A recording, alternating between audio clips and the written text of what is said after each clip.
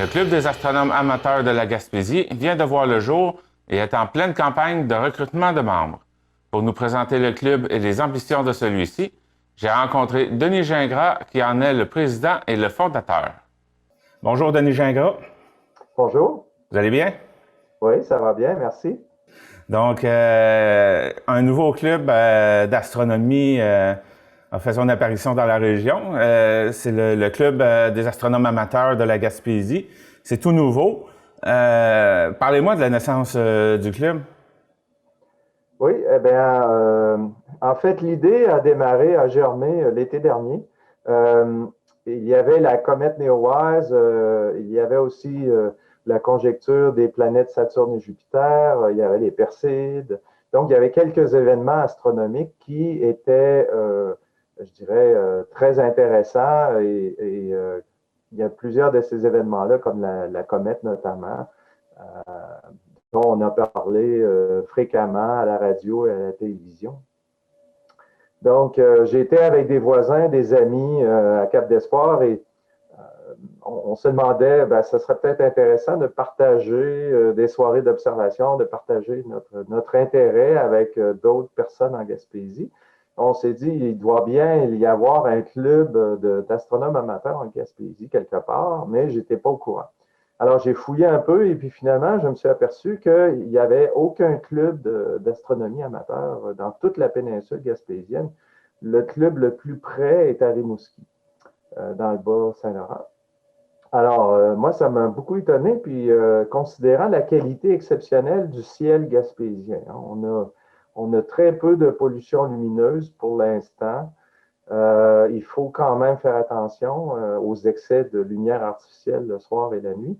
Mais cependant, si on compare aux grands centres comme Québec et Montréal ou Sherbrooke, on a beaucoup moins de pollution lumineuse et on a une qualité de ciel pour l'observation et l'astrophotographie qui est exceptionnelle.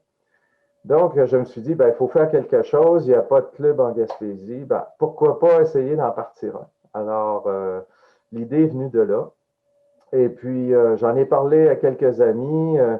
J'ai fait la ville de Percé. J'ai aussi pris contact avec la ville de Percé. La ville de Percé a trouvé l'idée excellente. J'ai monté un projet, donc j'ai fait une présentation PowerPoint. Et puis, j'ai présenté ça à plusieurs groupes, notamment le groupement forestier agricole du Rocher-Percé, la MRC, etc. Donc, et puis, toutes les réactions étaient positives. Donc, ça m'a encouragé à continuer, si vous voulez, dans, dans mes démarches. Et il y a plusieurs personnes qui m'ont approché et qui m'ont dit on veut te donner un coup de main, l'idée est géniale, etc. Alors, on a formé un conseil d'administration provisoire. Durant l'automne, ben, on a fait beaucoup de choses. On a préparé notre demande d'incorporation, ce qui est fait. On est maintenant un organisme, le CAG est un organisme sans but lucratif, incorporé. On a un conseil d'administration provisoire composé de 4 personnes, dont Michel Larrivé, qui est un ancien de l'École des pêches à Grande-Rivière. Je pense que c'est un ancien directeur. Il y a Martine Couture qui habite également à l'Anse à Beaufils. Et il y a Frédéric Côté qui, lui, est le directeur général de Nergica, un centre de recherche, un organisme sans but lucratif à Gaspé. Alors, pour l'instant, nous sommes nos 4, mais on est en période de recrutement de membres en ce moment et on a déjà 400 personnes qui se sont manifestées et qui sont intéressées à s'inscrire bientôt. Et on prévoit notre première assemblée générale des membres du club à la fin juin cette année. Voilà, donc c'est un peu notre situation actuelle. Pour l'Assemblée générale, vous devez avoir combien de membres au minimum? Il n'y a pas de il n'y a pas de chiffre minimum comme tel. C'est sûr que le conseil d'administration est en 5 personnes. On vise entre 10 et 20 membres. Pour démarrer, évidemment, il n'y a pas de limite supérieure. Donc, plus on est de gens, mieux c'est.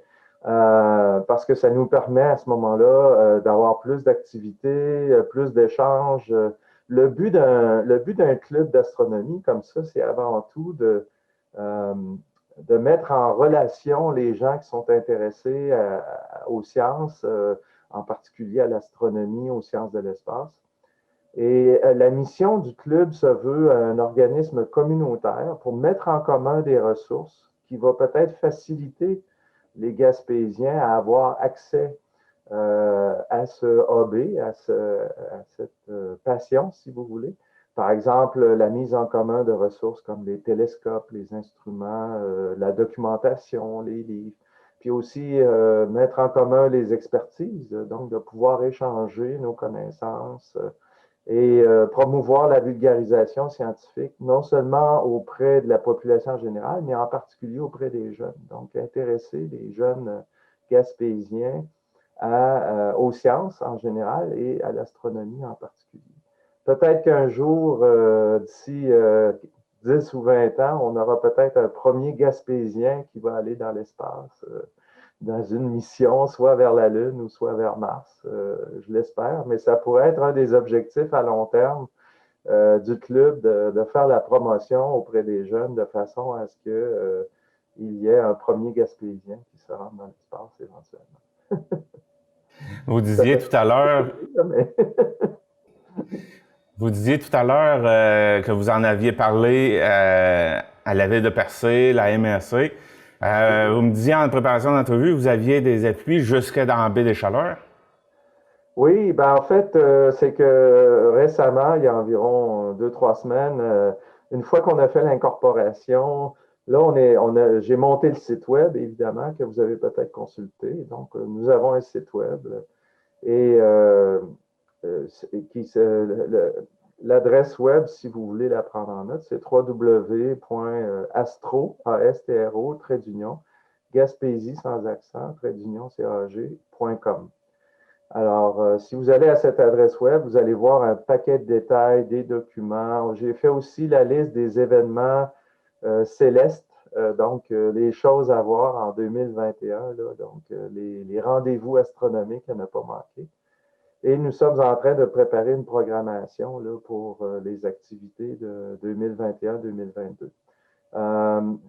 Justement, on essaie de couvrir toute la péninsule gaspésienne. Pour revenir à votre question, c'est ça. Donc, il y a environ 2 semaines, j'ai envoyé un avis public à toutes les municipalités de la péninsule gaspésienne et j'ai eu des retours sous différentes formes.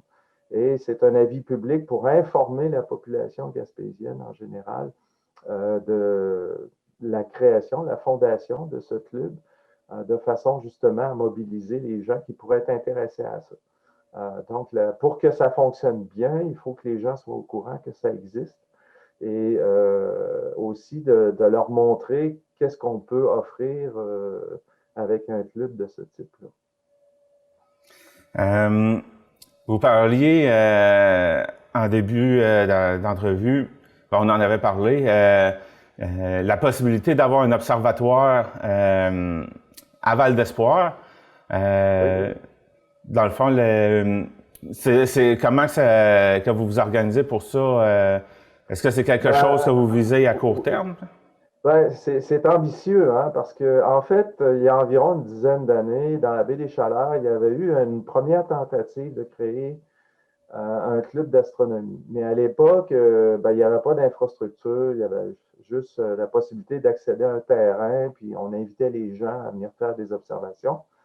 Mais ça n'a pas vraiment levé, là. Ça n'a pas fonctionné. Les bénévoles qui ont travaillé à l'époque sur ça ont mis beaucoup d'efforts.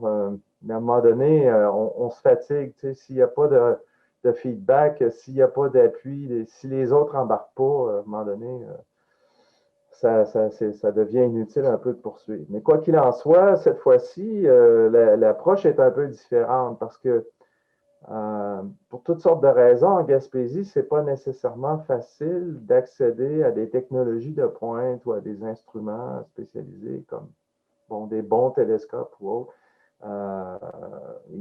On n'a pas de boutique de télescopes ou de boutique d'instrumentation en astronomie qui vend des télescopes à côté de chez nous. Là. Il faut aller à Montréal ou dans les grands centres. On peut toujours les acheter en ligne, mais c'est pas idéal d'acheter des instruments comme ça en ligne. Tu peux pas discuter facilement, c'est pas facile. Et il y a aussi le coût, hein, c'est que les gens qui investissent dans des équipements comme ça de façon individuelle, ben, ça implique des coûts et qui peuvent être importants. Donc, l'idée, c'était vraiment d'essayer de mettre en commun des ressources pour donner un accès plus facile à la population gaspésienne de ces ressources. Et donc, l'idée de construire un observatoire est ambitieux. On veut faire ça en 2 phases, en 2 étapes. La première étape va être sur environ 3-4 ans. Et c'est de faire un petit observatoire plus modeste qui serait d'une structure qu'on appelle, en fait, c'est une structure rectangulaire, mais avec un toit rétractable sur rail. Donc, c'est un peu plus gros qu'un cabanon, si vous voulez. Là. Ça peut être gros comme une petite maison ou un petit bungalow. Mais le toit est sur rail et on peut, à ce moment-là, faire glisser le toit pour dégager le ciel et à ce moment-là que les télescopes aient accès au ciel pour l'observation de l'astrophotographie. Puis une fois que la soirée est terminée, bien, on peut ramener le toit sur le bâtiment et puis refermer le bâtiment. Donc ça, c'est des versions relativement simples d'une architecture d'observatoire. Et c'est des observatoires rectangulaires qu'on appelle à toit rétractable. Maintenant, ce qu'on a souvent dans la tête, la population, c'est des observatoires avec des dômes circulaires qui tournent, vous voyez, avec une fenêtre qui glisse, et puis qu'à ce moment-là, le télescope peut regarder dehors, mais tout le reste du toit est là. Alors, ça, c'est des observatoires qui sont effectivement plus semi-professionnels, qui sont plus ambitieux.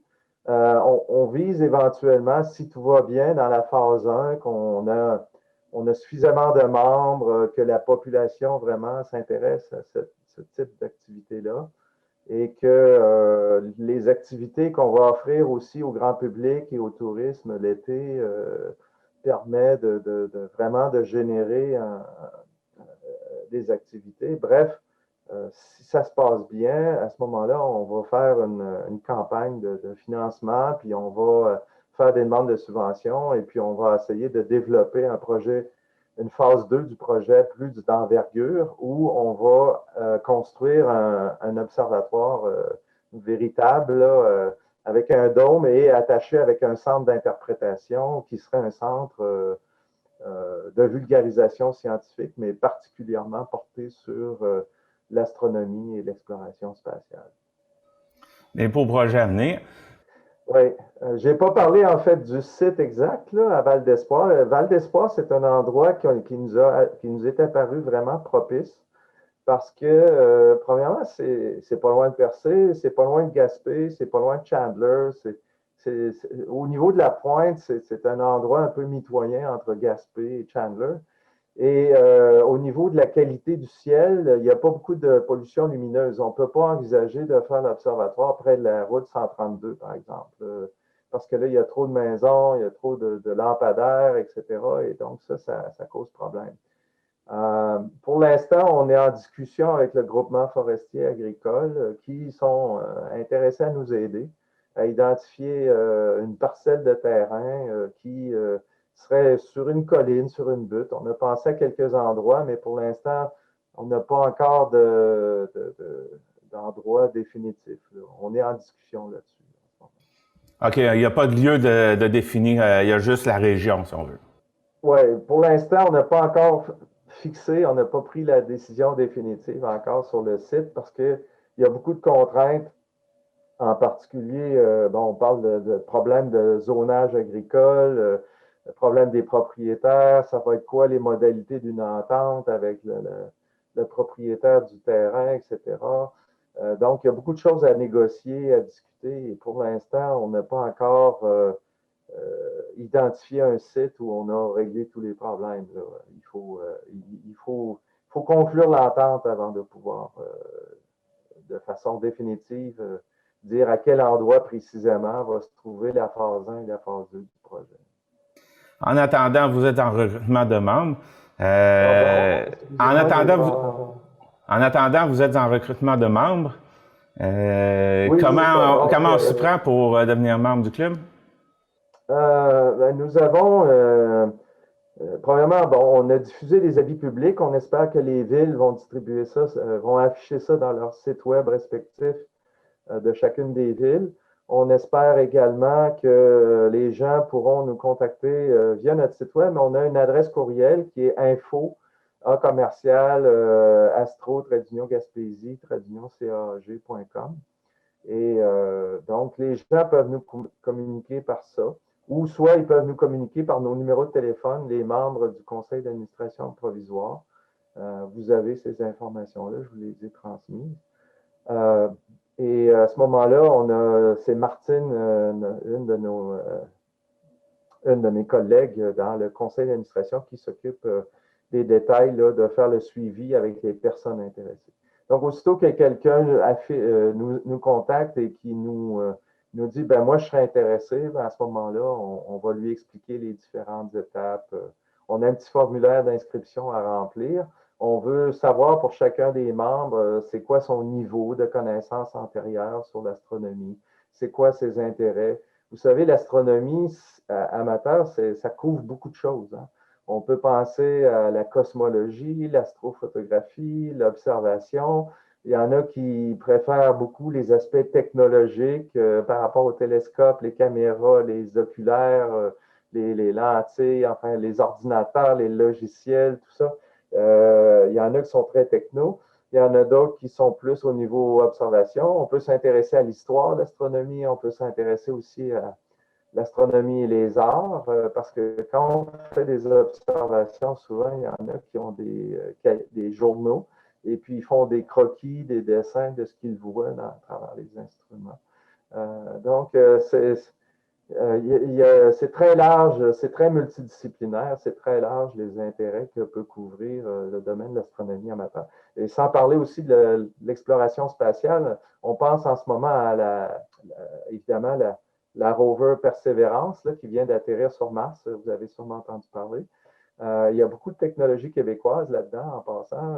Et puis, bon, la petite voiture automatisée est atterrie sur Mars depuis quelques jours et on obtient déjà des photographies fantastiques du sol martien. Et j'espère que cette mission-là va être fructueuse pour déterminer justement si il y a déjà eu de la vie sur Mars ou pas. Parce que la sonde est atterrie dans une ancienne mer. On sait qu'il y a déjà eu de l'eau sur la planète Mars, mais on ne sait pas encore s'il y a déjà eu de la vie. Et puis là, disons elle a atterri, si vous voulez, sur des anciens sédiments, sur un ancien fond d'un lac ou d'un océan. Là. Et donc, elle va faire des prélèvements, des carottes, etc. Et on va essayer de déterminer s'il y a de la vie sur cette planète-là ou pas. S'il y en a déjà eu plutôt. Donc, pour s'inscrire, bon, vous le disiez, il va y avoir un formulaire à remplir. Ça coûte combien? Bon, les tarifs pour cette année, c'est de 30 par année pour les membres individuels et c'est 40 pour la famille. Donc, si vous avez votre femme, vous avez des enfants, puis vous voulez intéresser aussi l'astronomie à vos enfants, ben à ce moment-là, il y a seulement le parent qui s'inscrit. Et à ce moment-là, pour 10 supplémentaires, ça inclut les autres membres de la famille. Donc, on a essayé de faire ça le moins cher possible. Mais c'est sûr que pour cette année, on n'est pas, on démarre. Donc, le but, c'est pas de charger plus qu'il n'en faut, mais il y a quand même un certain nombre de frais récurrents minimum qu'on n'a pas le choix de couvrir. Que ce soit les frais d'utilisation bancaire, les frais du site web, l'hébergement du site web, les frais Internet, tout ça. Donc, il y a un minimum de frais là, qui monte à quelques centaines de dollars par année. Et donc, il faut se répartir ça entre les membres. Et on a calculé qu'environ 30 par personne individuelle. On est un peu en bas de la moyenne des autres clubs d'astronomie amateur au Québec. En général, les autres clubs, c'est plutôt entre 40 et 50 par membre. Mais comme on démarre et qu'on n'est pas encore, disons, en vitesse de croisière, Là, on est en train de préparer une programmation d'activités pour cet été, bon, à partir du mois de juin. On va avoir l'Assemblée générale, mais il va y avoir aussi, on prévoit de donner 2-3 conférences durant cet été, cet automne. On prévoit faire au moins une séance d'observation aux jumelles au mois d'août avec M. Gagnon dans la région de Gaspé. On prévoit aussi de faire 1 ou 2 ateliers plus techniques pour expliquer un peu les différents types de télescopes. Et donc, faire des ateliers avec les membres, avec des vrais télescopes, là, avec tous les équipements, pour leur expliquer un peu comment, de quoi est constitué ces instruments, quels sont les composants, qu'est-ce que ça fait, etc. Donc, il y a plusieurs activités là, qui se mettent en branle, mais la programmation n'est pas encore finalisée. Là.